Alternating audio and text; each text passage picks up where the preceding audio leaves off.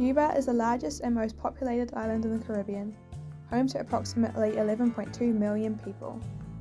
Known for its vibrant culture, revolutionary history, and stunning landscapes, the island offers a captivating mix of urban energy and natural beauty, from Havana's lively streets to the serene tobacco fields of Vinales.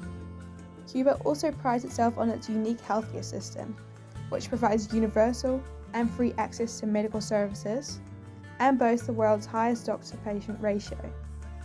However, this system is currently under immense strain.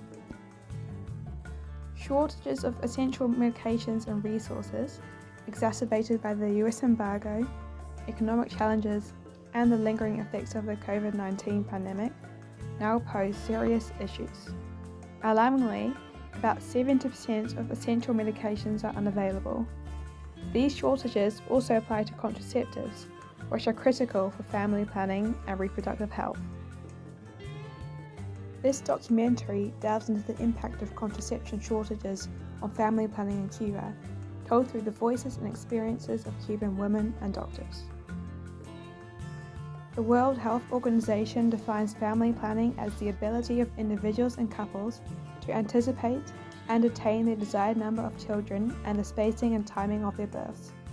This is achieved through contraceptives and infertility treatments. More than a healthcare service, family planning is a fundamental human right, essential for personal autonomy and societal progress.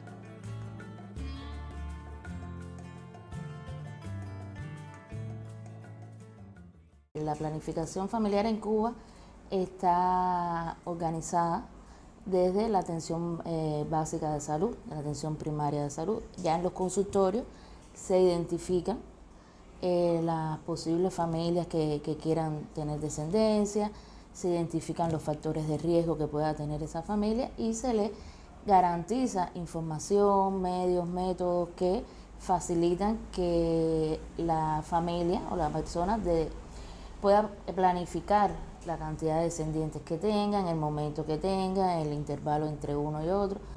Entonces, si la familia desea embarazarse o no, se llega aquí a un consenso, uno le explica y se pueden utilizar diferentes métodos anticonceptivos en dependencia de cada paciente, de la edad, de las enfermedades que tenga, de las condiciones, de la accesibilidad al método anticonceptivo. In Cuba, intrauterine devices are the most commonly used form of contraception, accounting for 52% of contraceptive use, followed by sterilization at 23%, condoms at 14.5%, and hormonal pills at 8%. Abortion is legal and widely accepted, provided it is performed in approved health facilities by trained professionals, and with the pregnant individual's consent. Sexual health education is widespread, although Cubans living in rural and impoverished areas have less access to information and services. Bueno, mi nombre es Daniela Blanco y estudio enfermería primer año. Igualmente, Melanie Castellanos y también estoy estudiando primer año de enfermería. Y entonces, queremos hablar sobre las anticoncepción y la family planning. Entonces, ¿cuáles son sus experiencias con la anticoncepción? Bueno, a ver, desde octavo grado nos enseñan que tenemos que usar anticonceptivos para tener relaciones sexuales y se usa con frecuencia. Los anticonceptivos han enseñado desde que entramos en la etapa de la adolescencia, que es cuando más se va adquiriendo un poco más de responsabilidad, que es cuando mayormente se empieza a tener las relaciones sexuales, como un ejemplo hoy en día las jóvenes. Los anticonceptivos se aplican para evitar el embarazo en temprana edad y evitar complicaciones. Hay varios tipos de anticonceptivos, o sea, las que se inyectan, El DIU, late de cobre, el HE, que estas se utilizan en emergencias, en caso de alertas. ¿Y tú usas las anticoncepción? No. Sí. ¿Y qué usas? El preservativo. Preservativo. O sea, el condón. Ah, sí, lo siento. ¿Y por qué usas eso? ¿Por qué no la vacías? No, yo no soy mucho de poder tomar pastillas por tema de alergias y estas cosas, y entonces lo que recurrí a eso. Cuba's family planning services are well structured in theory, and evidence shows that free access to contraceptives can reduce teenage pregnancies, abortions, and birth rates. However, these benefits are out of reach without consistent supplies of contraceptives like IUDs, oral pills, and condoms. In 2019, 12% of unmarried women aged 15 to 24 experienced an unmet need for contraception, while the contraceptive prevalence among married or in-union women was 77.2%. However, contraceptive shortages have only increased in the past few years. Supply inconsistencies are especially prevalent in impoverished and rural regions such as the eastern provinces. Supply of condoms and hormonal contraceptives in particular remains insufficient. Our interviewees had mixed experiences with acquiring contraceptives. Well, it's definitely not everywhere. You have to go to a doctor, or in the case of condoms, you can go on Facebook. There are groups on Facebook in which you can buy them. Different types of groups, groups for buying in Havana and groups for buying in other provinces.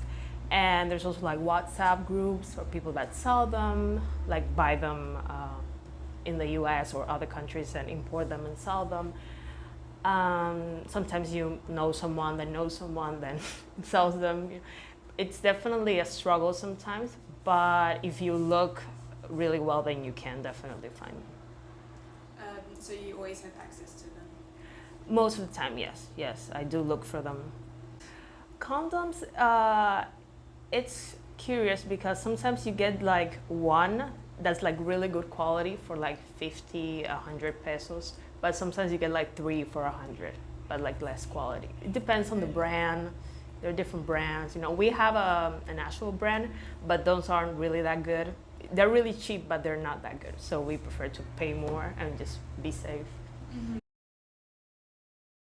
¿Es fácil adquirirlo? Sí, es fácil. ¿Y tus compañeros? También. I think the government definitely sees it as a priority, but they do have to work and do a better job at making contraceptives accessible to the public, like at a price that's not like twice a salary. They definitely have to. They used to sell condoms at the pharmacy. I think they should really try to do that again, more, make it cheaper for people to get. And I think they're doing a good job at informing us, because I do see a lot of ads on TV about Planned Parenthood and other places you can go if you need like guidance on the subject. But as for contraceptives, I think they do need to make them more accessible. Like, they do have strong points, but they have weak spots in that area as well. For many Cuban women, the economic reality further complicates family planning. With an average monthly salary of just 4,648 Cuban pesos, which is barely enough to cover basic needs, raising a child often becomes an overwhelming challenge. These financial pressures, coupled with mistrust of contraceptives and limited availability, frequently lead to reliance on abortion. While abortion is a culturally normalized option, it is often chosen out of necessity.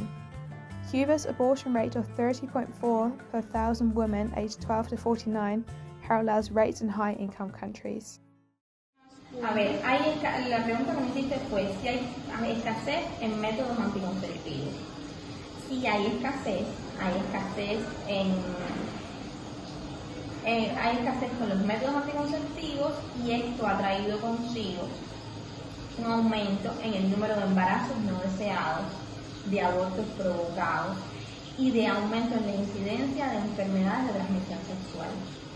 Sí, y en su propio trabajo también, ¿también ves los efectos de eso? Sí, porque hay aumento en el número de embarazadas con enfermedades de transmisión sexual, Vemos embarazadas con sífilis, con herpes, con vulvovaginitis, es decir, leucorreas, que también se consideran enfermedades de transmisión sexual porque la mujer se la transmite al hombre y el hombre le infecta a la mujer o también se la puede transmitir al no haber un coito protegido, es decir, al no usar condón como método anticonceptivo de barrera. Bueno, es una realidad que ahora la situación económica del país está afecta a todos los sectores, uno de los cuales que está afectado es el de salud pública. Es decir, que hay cierta dificultad a la hora de adquirir estos métodos anticonceptivos. Entonces aquí existen programas priorizados. Dentro de los programas está el PAMI, que atiende a los adolescentes en este programa. Es decir, que hay consultas especializadas para las adolescentes cuando empiezan a tener relaciones sexuales, y hay un poco más de disponibilidad de recursos para las adolescentes, que en las consultas se le garantiza, si hay tabletas anticonceptivas que son para las adolescentes, se le trata de garantizar, se le hacen estudios, se le da atención específica para el grupo de adolescentes. ¿Qué tipo de complicaciones tienes embarazos adolescentes? Entre las principales complicaciones son la prematuridad, es decir, las gestaciones menores de 36.6 semanas. Aparte de esto, hay aumento de niños que nacen bajo peso y durante la gestación hay incidencia o riesgo de un crecimiento intrauterino retardado. También se ve enfermedad hipertensiva durante el embarazo. Y estos niños que nacen de mamás adolescentes tienen un mayor riesgo de mortalidad en los primeros 5 años de vida. The consequences of contraceptive shortages are profound. Condom shortages in particular are a dual threat, increasing the risks of unintended pregnancies and sexually transmitted infections. Between 2015 and 2019, there were 72 unintended pregnancies for every 1,000 women aged 15 to 49, with 77% ending in abortion. In comparison, there were 18 unintended pregnancies for every 1,000 women aged 15 to 49 in the Netherlands, of which 39% ended in abortion. Teenage pregnancies in particular remain a pressing issue, with 49 out of every 1,000 girls aged 15 to 19 giving birth in 2022. This figure, while lower than the regional average, is significantly higher than that of many upper middle income countries. For example, the rate in the Netherlands is just 3 per 1,000. Teenage mothers face higher risks of complications such as eclampsia, infections, and premature births, while their babies are more likely to be born underweight or with severe health challenges. Teenage pregnancies also disrupt education and reinforce poverty cycles. Family planning is not merely a personal choice, it is a cornerstone of public health and human rights. Addressing shortages is an essential step towards ensuring that all Cubans can make informed decisions about family planning and their reproductive health. The biggest strength of our documentary is that we managed to obtain the perspectives of several Cuban women, both doctors and civilians. However, it lacks the views of Cuban men and Cubans living outside of Havana.